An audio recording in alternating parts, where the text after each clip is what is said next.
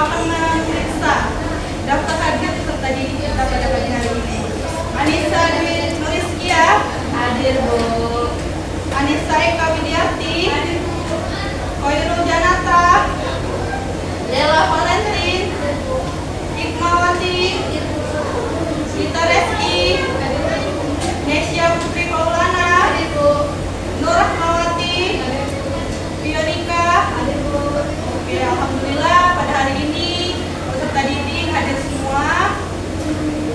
Di sini ayo coba dilihat dulu di sekelilingnya apakah ada sampah. Kalau ada sampah ambil dulu. Silakan buang ke depan.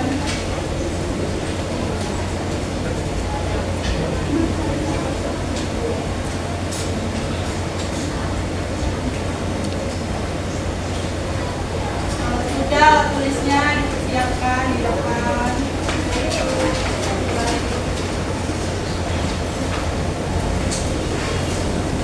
Oke, udah siap ya? Siap, Bu. Jadi apakah anak-anak masih ingat materi kita pada minggu lalu? Masih, Bu. Ayo, siapa yang mau? Masih. Yang pada Della Valentin? Jadi minggu lalu kita belajar mengenai perubahan sikap tanggung jawab dan berperan aktif dalam menjaga serta melestarikan praktik, nilai, tradisi, kearifan lokal dan budaya dalam masyarakat global. Oke, jadi anak-anak sekalian, minggu lalu kita mempelajari materi menumbuhkan sikap tanggung jawab dan berperan aktif dalam menjaga dan melestarikan praktik, nilai, tradisi, kearifan lokal dan budaya dalam masyarakat global. Nah, di sini kan sebelumnya kita belajar tentang praktik nilai tradisi. Mau nanya nih, apa sih praktik nilai tradisi? Praktik nilai tradisi yang ada di Sumatera Selatan, ada yang bisa menjawab? Nah, ayo pada Nur Rahma dulu sebelumnya. Ya, seperti tradisi terkenal pendamaian itu ada momen juga Yang pada Rasto apa tradisi yang ada di Sumatera Selatan? Yang pernah saya secara langsung ketika pernikahan makan daun sirih. Oke, baik. Nah, terima kasih kepada Nur, Della, dan Rasko. Jadi pembelajaran kita sangat berkaitan pada minggu lalu dan pada hari ini, yaitu tentang mulai kalau minggu kemarin kita mempelajari tradisi atau kearifan lokal, hari ini kita mempelajari tentang wilayah negara kesatuan Republik Indonesia. Nah, kayaknya nggak pas nih kalau kita belajar tentang wilayah negara kesatuan Republik Indonesia, tapi nggak menyanyikan lagu dari Sabang sampai Merauke. Nah, anak-anak sekalian, Ibu mohon berdiri, kita menyanyikan lagu dari Sabang sampai Merauke. Baik, Ibu. Baik, Ibu.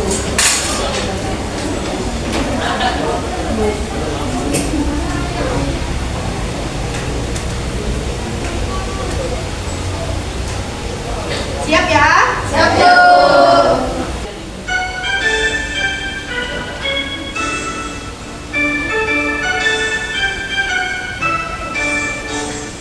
Dari Sabang sampai Merauke berjajar pulau-pulau, sambung menyambung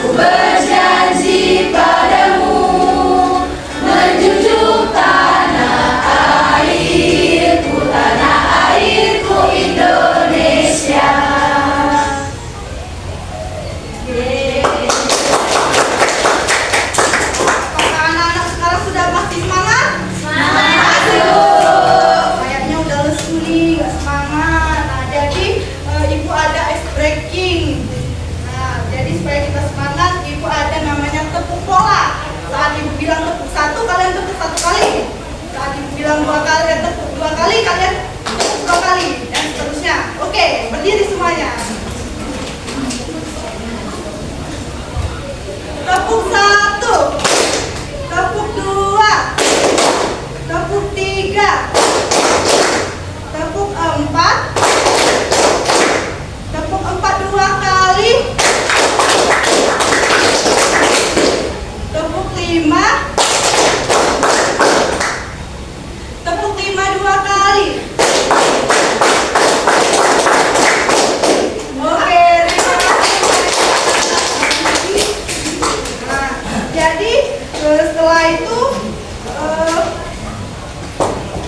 setelah mempelajari kita mengetahui materi kita pada minggu lalu, di sini aku akan bertanya nih untuk materi kita selanjutnya. Di Indonesia ini kan Indonesia kan adalah negara yang besar dan negara yang memiliki kepulauan yang sangat banyak ya. Nah, ibu mau tanya, ada berapa pulau sih yang ada di Indonesia ini? Ada yang bisa menjawab? Ya, pada Nita, ibu silakan. Jadi di Indonesia ini terdiri dari 17.509 pulau dan terdiri dari 5 pulau besar. Oke, terima kasih, berikan aplaus. Oke, jadi Indonesia itu terdiri dari 17.504 pulau yang tersebar merata dari Sabang sampai Merauke, yang seperti yang kita nyanyikan pada lagu dari Sabang sampai Merauke. Nah, di situ kan setelah disebutkan ada pulau-pulau nih.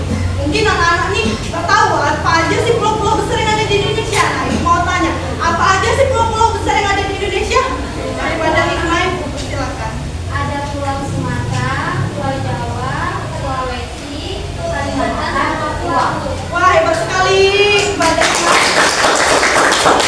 Nah, jadi kita hari ini mempelajari tentang Negara Kesatuan Republik Indonesia. Nah, di sini ibu memiliki tujuan pembelajaran nih. Setelah mengikuti pelajaran, peserta didik yang pertama mampu menjelaskan wilayah Negara Kesatuan Republik Indonesia dengan akurat dan data terkini. Yang kedua, mengidentifikasi ciri-ciri negara kesatuan dengan pemahaman.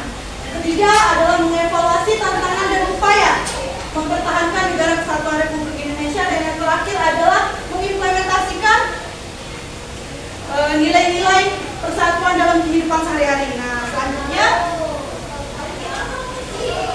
nih, ibu akan menjelaskan tentang batas-batas wilayah di negara kita atau di negara Indonesia. Nah, di sebelah utara itu Indonesia itu berbatasan dengan Laut Cina Selatan, Malaysia, bagian timur dan barat, Filipina, dan Laut Sulawesi. Sedangkan di bagian selatan, Indonesia itu berbatasan dengan Timur Leste, Australia, Samudra Hindia, Laut Timur, dan Laut Arafura. Sedangkan di bagian barat, Indonesia itu berbatasan dengan Samudra Hindia dan Selat Malaka. Sedangkan untuk sebelah timur, Indonesia itu berbatasan dengan Papua Nugini dan Papua dan Samudra Pasifik. Jadi banyak sekali negara yang berbatasan kita antara Indonesia dan negara-negara yang tersebar di luar Indonesia. Oke, selanjutnya. Nah, di sini kita membahas tentang karakteristik wilayah Indonesia. Nah, seperti yang disebutkan oleh Nita Rizky dan Hikmah tadi, itu adalah karakteristik di wilayah daratan, di mana di wilayah daratan ini Indonesia itu terdiri dari 17.504 pulau dan 5 pulau besar, yaitu Pulau Sumatera, Pulau Jawa, Pulau Sulawesi, Pulau Kalimantan, dan Pulau Papua. Nah, sedangkan untuk di wilayah perairan, anak-anak sekalian, Indonesia itu memiliki laut teritorial sebesar 12 mil, dan sedangkan untuk DEE-nya 200 mil. Nah, untuk yang wilayah udara, Indonesia itu batasnya vertikal sesuai hukum internasional, dan ruang udara di atas wilayah daratan dan perairan. Nah, di sini ibu selanjutnya menjelaskan tentang ciri-ciri negara kesatuan. Nah, di mana di ciri-ciri negara kesatuan ini Indonesia itu memiliki kedaulatan tunggal, memiliki satu pemerintahan tertinggi, memiliki kekuasaan pusat dan tidak ada negara di dalam negara. Sedangkan untuk ciri yang kedua itu adalah pemerintahan tunggal, memiliki sistem pemerintahan, memiliki satu kepala negara. Ayo, satu kepala negara di Indonesia itu apa? Presiden. Nah, selanjutnya itu memiliki satu kebijakan nasional. Selanjutnya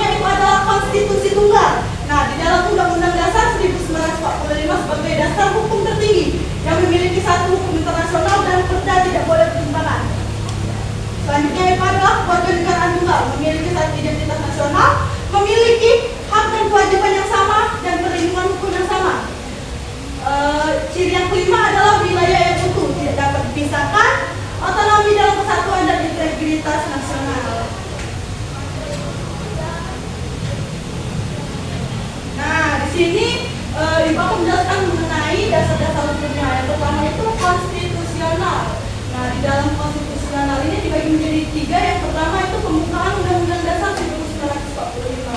Yang kedua itu pasal 1 ayat 1 Undang-Undang Dasar 1945. Ada yang tahu nggak pasal apa yang terkandung di dalam pasal 1 ayat 1 Undang-Undang Dasar 1945? Oke, pada Anissa, silakan. Baik, Bu, bunyi dari pasal 1 ayat 1 Undang-Undang 1945, Indonesia adalah negara kesatuan dan republik. Oke, terima kasih Anissa. Berikan applause-nya. Oke, selanjutnya adalah pasal-pasal terkait wilayah. Selanjutnya adalah regulasi, di mana regulasinya terdapat undang-undang, peraturan pemerintah dan kebijakan nasional. Nah, di sini Ibu menjelaskan selanjutnya adalah implementasi nilai-nilai negara kesatuan Republik Indonesia. Nah, implementasi ini adalah cara kita menerapkan nilai-nilai negara kita itu pada kehidupan kita sehari-hari. Yang pertama itu pada lingkungan sekolah. Dalam lingkungan sekolah itu cara kita adalah menghargai keberagaman individu, aktif dalam kegiatan nasional, menjaga persatuan. Ada yang mau nambahin nggak? Tidak membeda-bedakan. Saling menghargai. Oke, nah selanjutnya adalah di lingkungan masyarakat. Di lingkungan masyarakat adanya gotong royong, toleransi, dan musyawarah. Sedangkan untuk di lingkungan keluarga adanya pendidikan karakter. Nah, pendidikan karakter ini sejak kita SD hingga kita di perguruan tinggi ini kita selalu mempelajari tentang pendidikan karakter. Selanjutnya adalah penanaman nilai nasionalisme dan kesadaran berbangsa. Nah, ini tantangan yang akan kita hadapi jika suatu wilayah itu terpecah belah. Nah, tantangannya ada yang pertama adalah konflik sosial, yang kedua kesenjangan ekonomi, yang ketiga radikalisme, keempat globalisasi, kelima pengaruh budaya asing, dan keenam ancaman kedaulatan.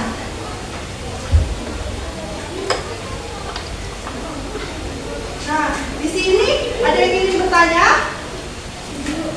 Oke, ada Valentin. Silakan. Tadi kan dijelaskan mengenai Indonesia yang terpecah belah.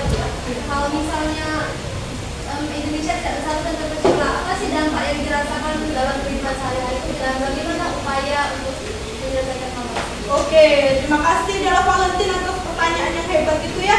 Jadi Ibu akan menjawab dampak dalam kehidupan kita sehari-hari ini ya. Misalnya saat kita mau jalan-jalan ke luar negeri ini kita harus pakai paspor, terus juga menggunakan mata uang yang berbeda. Selanjutnya adalah biaya komunikasi dan transportasi kita akan menjadi mahal. Selanjutnya Indonesia ini menjadi negara yang kecil dan lemah. Negara kita akan mudah dijajah dan dipengaruhi oleh negara lain, kehilangan kebudayaan dan tidak adanya kebanggaan kita sebagai bangsa Indonesia ini. Apalagi yang harus kita banggakan jika negara itu terpecah belah. Nah, contohnya aja ya, kayak di kelas ini nih, kalau kalian itu terpecah belah, nah tidak ada kerjasama, tidak ada kekompakan, maka apa yang akan terjadi? Nah, yang pertama akan terjadi apa? Permusuhan, terus juga suasana kelas tidak menyenangkan, tidak bisa bekerja sama, terus juga tidak nyaman, betul sekali Rasko, kelas menjadi tidak kompak kan?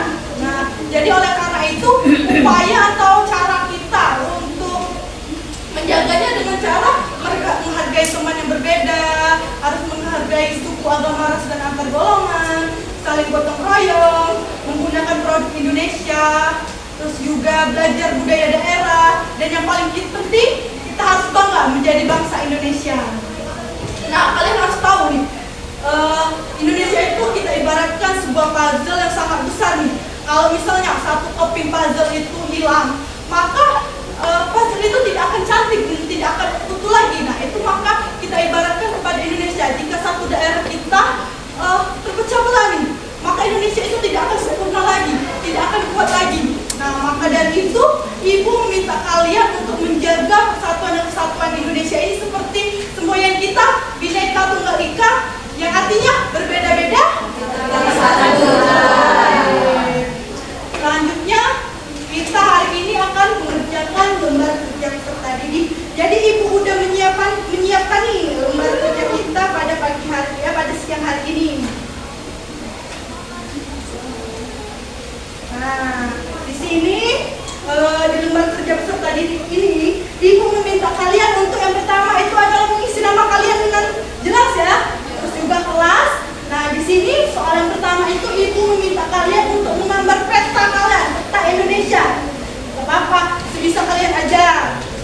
juga ini yang nomor 1 itu adalah sebutkan minimal 3 pulau terbesar di Indonesia. Tadi udah dijelaskan. Terus juga menjelaskan konsep zona ekonomi eksklusif atau ZEE di Indonesia. Soal selanjutnya itu sebutkan 5 ciri negara kesatuan. Selanjutnya adalah menjelaskan perbedaan antara negara kesatuan dan negara federal. Selanjutnya, mengapa Indonesia memilih negara kesatuan? Berikan 2 alasan. Selanjutnya, kapan Indonesia memproklamasikan kemerdekaannya? Siapa tokoh yang membacakan teks proklamasi? Dan yang terakhir, ibu meminta kalian untuk mengurutkan peristiwa yang ada di bawah ini. Oke, ini dikerjakan individu. Nanti ibu pilih siapa yang akan maju ke depan untuk menjelaskan hasil pekerjaan kalian. Oke.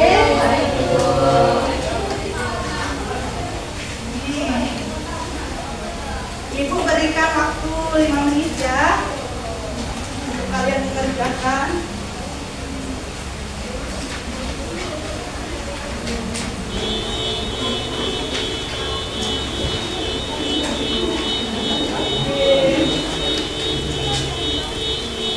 Oke, pada kesulitan nggak nih? Aman. Apa? Gambar petanya ini pakai pena atau pakai pensil? Bebas, terserah kalian pakai apa. Ayo. Isi dulu dong nama dan tugasnya.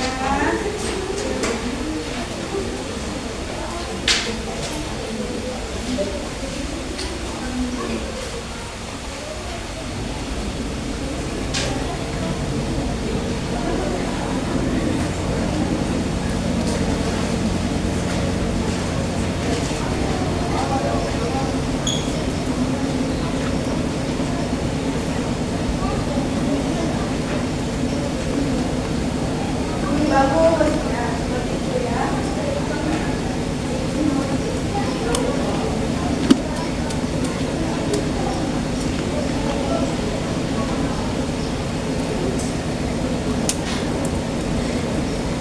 Ada tulisan nggak? Apa itu udah mengisinya?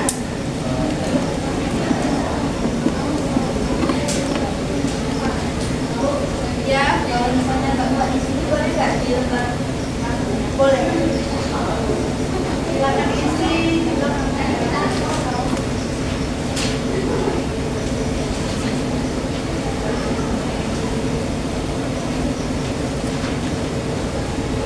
Udah selesai belum? Tidak, Bu. Kita lagi ya.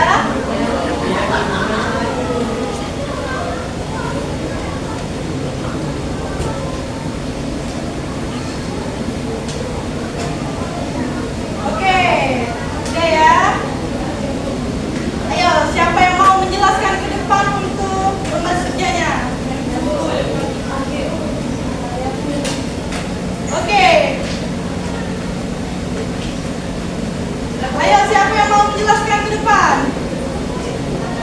Oke, ibu pilih ya. Anissa Eka, Yonika dan Khairul. Oke, kepada kalian, silakan untuk maju ke depan.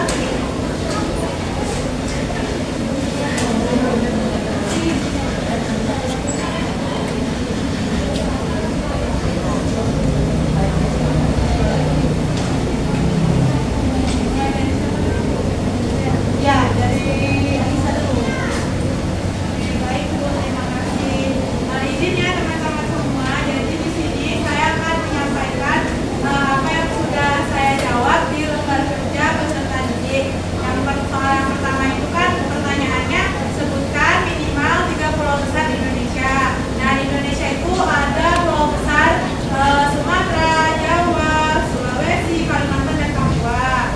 Nah terus soal yang kedua itu jelaskan konsep zona ekonomi eksklusif atau ZEE di Indonesia. Nah tadi ini sudah dijelaskan sama Bu Rana bahwa zona ekonomi eksklusif itu adalah zona yang luasnya 200 mil laut dari garis pantai dasar, yang mana dalam zona tersebut sebuah negara mempunyai hak atas kekayaan alam di dalamnya dan berhak menggunakan kebijakan hukumnya, kebebasan bernavigasi, terbang di atasnya, ataupun melakukan penanaman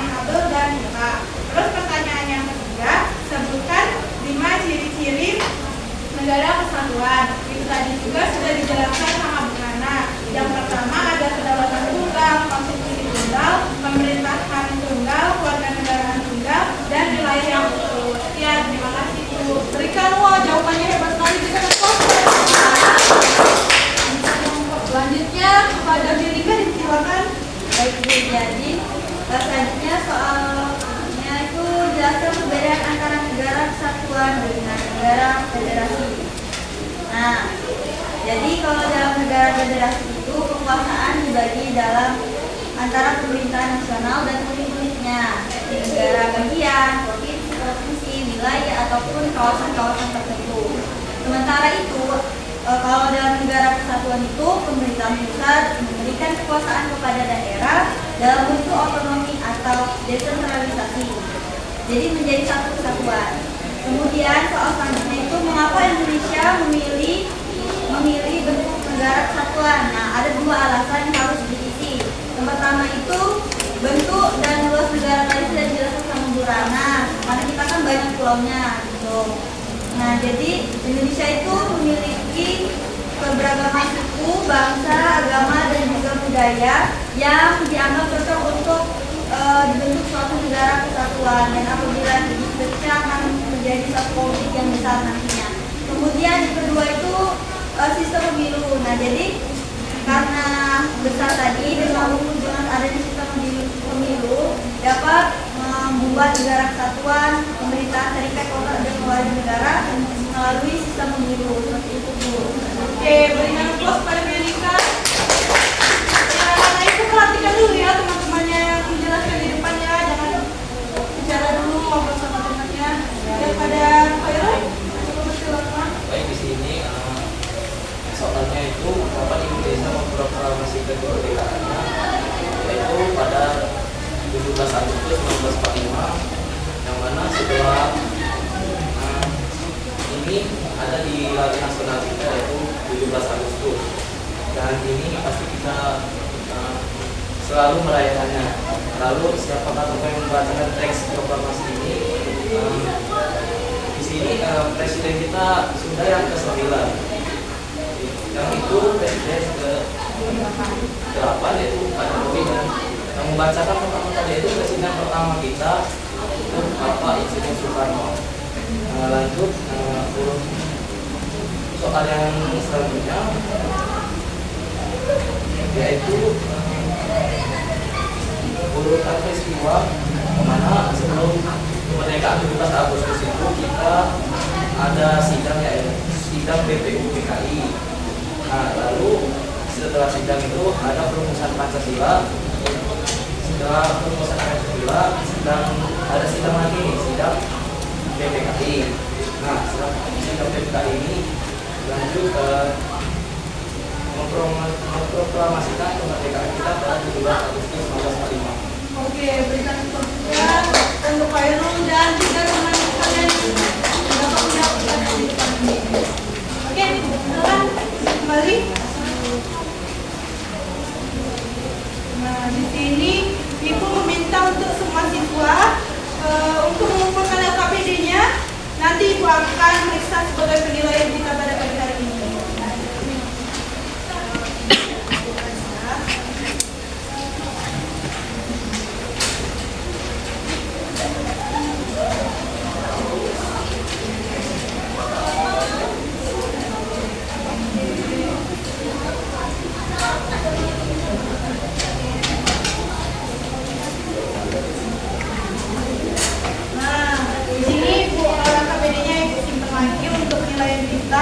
Selanjutnya Ibu meminta kesimpulannya dan bisa menyimpulkan dari penjelasan Ibu pada pagi hari ini. Saya Bu pada Nesha dulu. Seperti yang telah dijelaskan tadi, bahwasanya pulau di Indonesia ini sangat banyak dan beragam, yang memiliki ciri khas dan karakteristik yang beragam juga. Dengan adanya keberagaman tersebut bisa membuat suatu bangsa itu memiliki tantangan yang harus kita lawan dengan sikap Bhinneka Tunggal Ika. Itu kira-kira walaupun kita terus seperti yang Ibu ilustrasikan, bahwasanya negara kesatuan kita itu seperti kayak domino atau puzzle. Jika hilang satu maka akan hilang keindahannya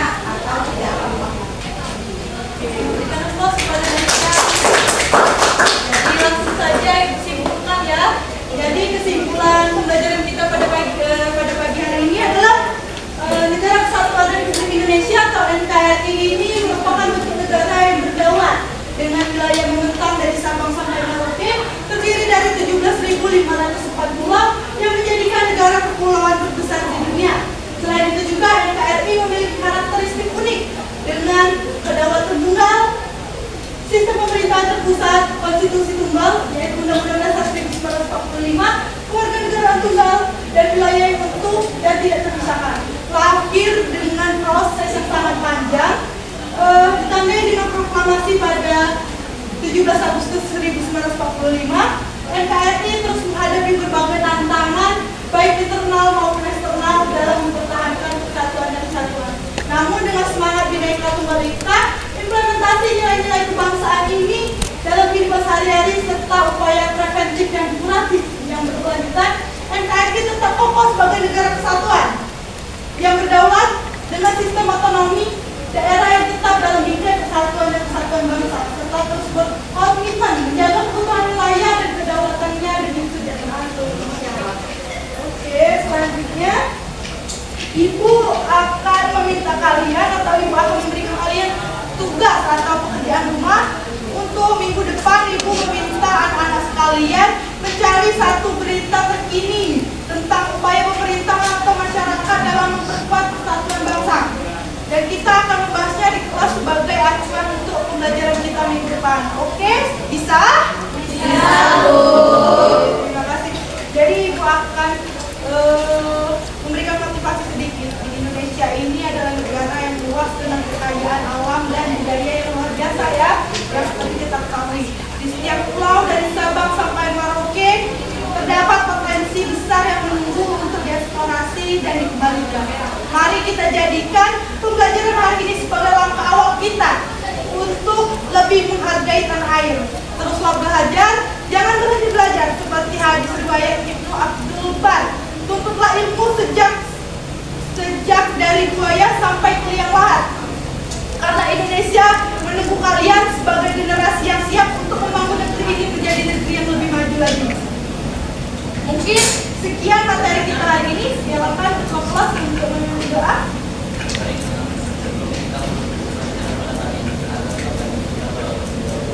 Doa mulai. Bismillahirrahmanirrahim. Wal asri innal insana lafi khusri illal ladzina amanu wa amilus solihati wa tawasau bil haq wa tawasau bis sabr. Sadaqallahul azim. Ibu minta kalian memberikan applause kepada kalian karena telah semangat untuk belajar. Terima kasih anak-anak hebat sekalian yang telah berpartisipasi dalam pembelajaran kita pada pagi hari ini. Ibu mohon maaf jika ada salah kata, kepada Allah Ibu mohon ampun. Mari kita bersama-sama mengucapkan lafaz hamdalah. Alhamdulillahirabbil alamin. Ibu akhiri, wassalamualaikum warahmatullahi wabarakatuh. Waalaikumsalam.